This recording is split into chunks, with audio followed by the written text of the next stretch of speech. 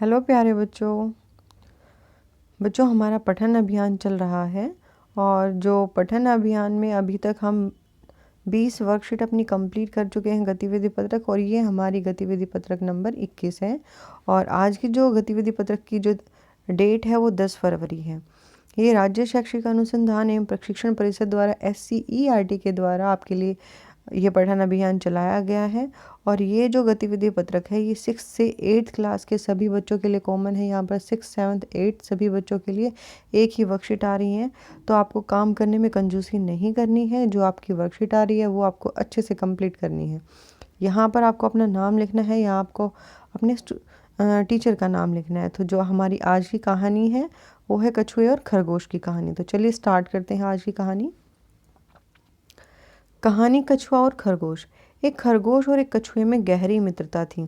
गहरी मित्रता मतलब उनके अंदर जो दोस्ती थी वो बहुत ही पक्की थी। वे साथ साथ घूमते थे, खेलते थे और हमेशा एक दूसरे की मदद करते थे। वो दोनों क्या थे, हमेशा साथ साथ रहते थे।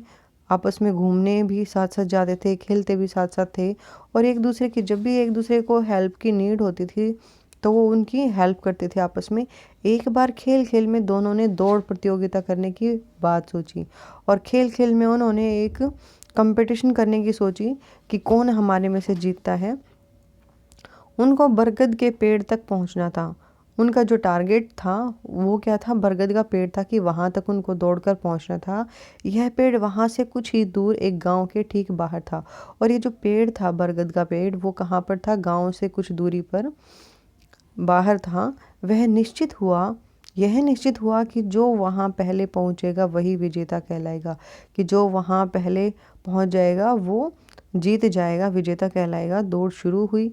उनके बीच में जो दौड़ थी वो स्टार्ट हो चुकी थी। खरगोश जो कि खूब तेज दौड़ता था, खरगोश तेज दौड़ने वाला है तो वो तेज दौड़ता था और उछल उछल कर चलता था। और जो उसका चलना भी है वो भी उछल उछल कर होता था।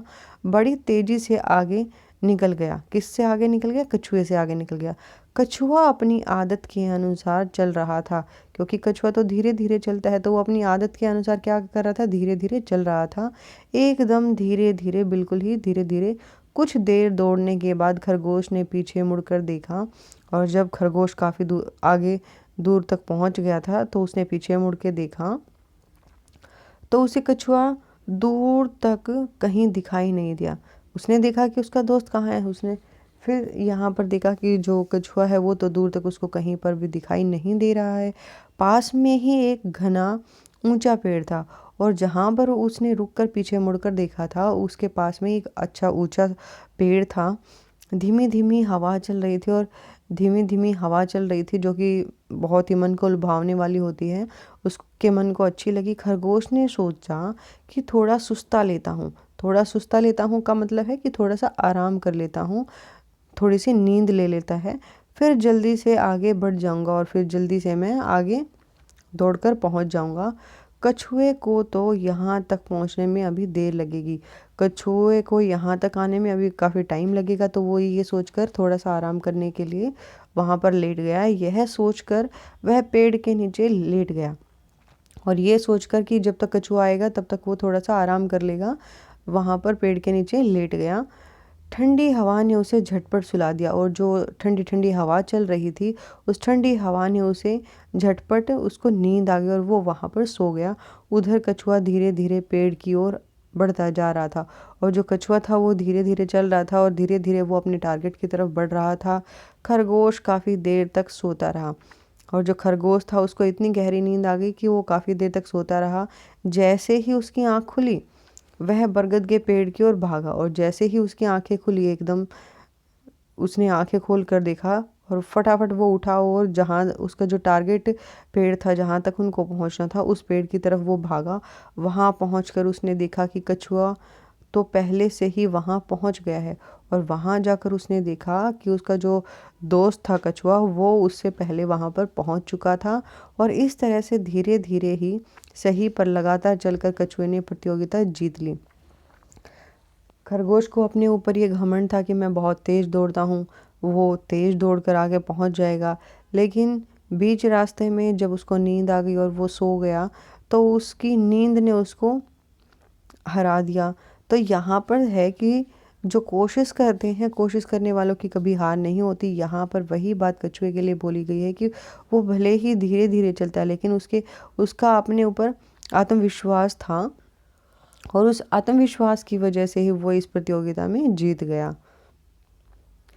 तो बच्चों, ये थी हमारी आज की स्टोरी। अब इसकी एक्टिविटी कर लेते हैं। जो प्रश्न हमारे से पूछे गए हैं, इस कहानी को अच्छी तरह पढ़कर आप अपने परिवार के सदस्यों को सुनाइए। ये जो कहानी अभी हमने पढ़ी है, आपको क्या करना है, इस कहानी को आपको पढ़ना है और फैमिली मेम्बर्स को, मम्मी पापा भाई दीदी या फिर अपने टीचर, अपने फ्रेंड, उनको किसी को भी सुनाइए।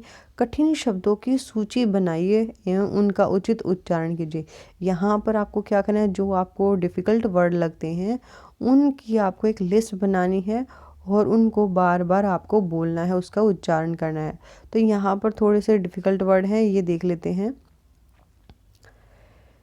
यहाँ पर जो डिफ़िकल्ट वर्ड है, जैसे घूमते, घूमते मतलब घूमते, घूमना या घूमते हुए जाना। मित्रता क्या होती है, दोस्ती होती है।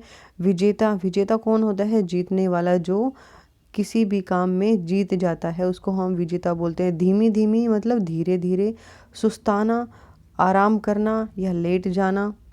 उसके बाद झटपट का मतलब होता है जल्दी से।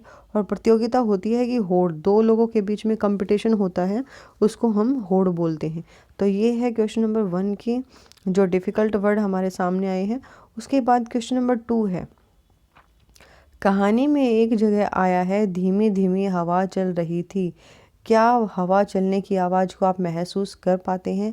आपको कैसे पता चलता है कि हवा चल रही है? एक वाक्य में लिखिए। देखो, जो हवा चलती है, हवा हमें, क्योंकि हवा का कोई कलर नहीं होता, उसकी कोई स्मेल नहीं होती, वैसे तो हम उसको नहीं पहचान पाते, लेकिन उसकी पहचान हम कैसे कर सकते हैं? जैसे बाहर कपड़े सूख रहे हैं और जब कपड़े हिलते हैं, वो किस डायरेक्शन में हिलते हैं, तो हमें पता चलता है कि हवा किस दिशा से किस दिशा की तरफ चल रही है। वैसे ही पेड़ों के जो पेड़ हिलते हैं, पेड़ों के जो पत्ते हिलते हैं, उनसे हमें पता चल जाता है कि उनका बहाव किस तरफ है, किस तरफ की हवा चल रही है। तो हम हवा को महसूस कर सकते हैं, क्योंकि जो हवा है वो हमारे लिए बहुत ज़रूरी है।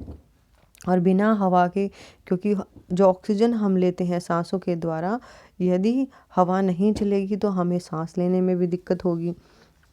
तो यहाँ पर हवा हमारे लिए बहुत ही ज़रूरी है। अब यहाँ पर हमें क्या करना है, एक वाक्य का प्रयोग करना है।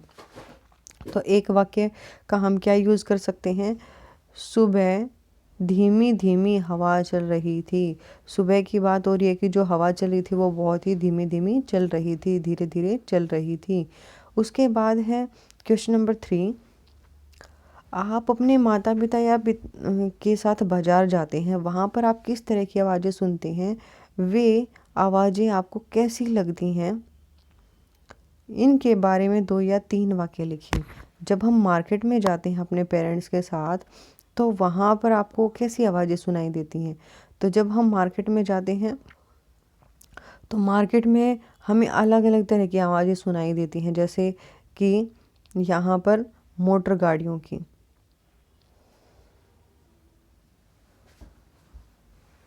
मोटर गाड़ियाँ मतलब जो उस रोड पे जाने वाली जो गाड़ियाँ होती हैं उनकी आवाज़ें, कोई हॉर्न बजाता है, कोई गाड़ी की आवाज़ आ रही है। सामान बेचने वालों की आवाज़, कोई किसी चीज़ की आवाज़ लगा, सब्जी वाला है सब्जी बेचने की आवाज़ लगाता है, फ्रूट वाला है, फल बेचने वाला है, वो फलों के लिए बेचने की आवाज़ लगाता है, फेरी वाले की आवाज़। और भी बहुत सारे लोग होते हैं जो वहाँ पर अपना सामान बेचने के लिए आवाज़ें लगाते हैं। और लोगों की आवाज़, जो लोग वहाँ पर मार्केट में सामान लेने के लिए जाते हैं वो भी आपस में बातचीत करते हैं, तो उन लोगों की आवाज़ भी वहाँ पर मौजूद होती हैं। उसके बाद नेक्स्ट क्वेश्चन है, इस कहानी में धीमी धीमी, धीरे धीरे जैसे शब्दों के जोड़ों का प्रयोग हुआ है।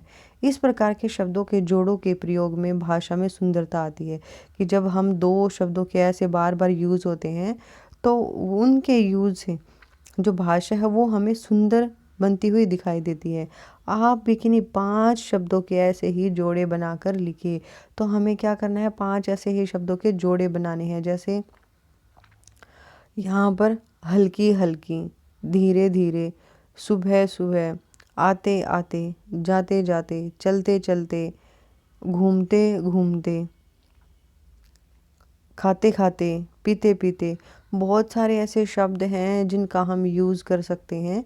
तो ये हमारे जो क्वेश्चंस थे यहाँ पर पूछे गए थे, ये भी हमारे कंप्लीट हो गए हैं और हमने अपनी जो कहानी है उसको भी अच्छे से समझ लिया है। यदि फिर भी आपको कोई डाउट होता है, आप कमेंट करके मुझसे पूछ सकते हैं, या फिर जब आपकी ऑनलाइन क्लास होती है अपने टीचर्स के साथ, क्योंकि जल्दी ही आपके स्कूल खुलने वाले हैं, तो जब भी आपकी आपके टीचर्स के साथ क्लास होती है, आप वहाँ पर डाउट पूछ सकते हैं या फिर कमेंट करके मुझसे पूछ सकते हैं। Thanks for watching video. Have a nice day.